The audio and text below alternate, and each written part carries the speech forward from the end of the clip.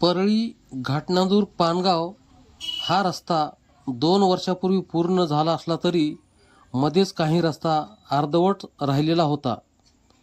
घाटनांदूर ते चोपनवाडी पिंपरी पानगाव जाणारा जुना रस्ता हा रेल्वे प्रशासन केंद्र सरकारच्या ताब्यातील व घाटनांदूर रेल्वे स्टेशनचा असल्याने चोपनवाडी पिंपरी फावडेवाडी पानगाव रस्ता हा राष्ट्रीय महामार्गावरील रेल्वे गेट ते चोपनवाडी शिव व पिंपरी गावाजवळील काही रस्ता अर्धवट राहिल्याने अतिशय खराब होऊन मोठमोठे खड्डे झाल्याने प्रवाशांचे हाल व बेजारी होत असल्याने नवीन रस्ता व भूसंपादन जागेची पाहणी शेतकऱ्यांना चर्चा करून योग्य मुआवजा मिळवून देण्यासंदर्भात बीडचे जिल्हाधिकारी विवेक जॉन्सन यांनी घाटनांदूरचा दौरा केला.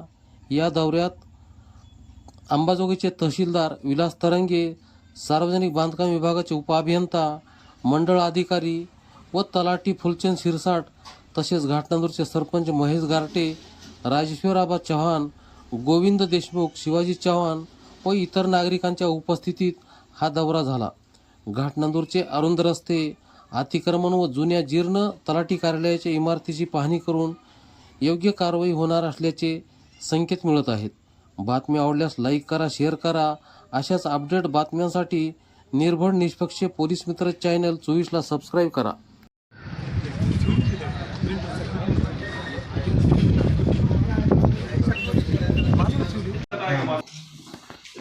मी सँक्शन दिलेलं तलाठी मंडलचं नियंत्रण सर 2 कोटी 1.5 कोटी काहीतरी दिला होता. पूर्ण तलाठी आहे क्या?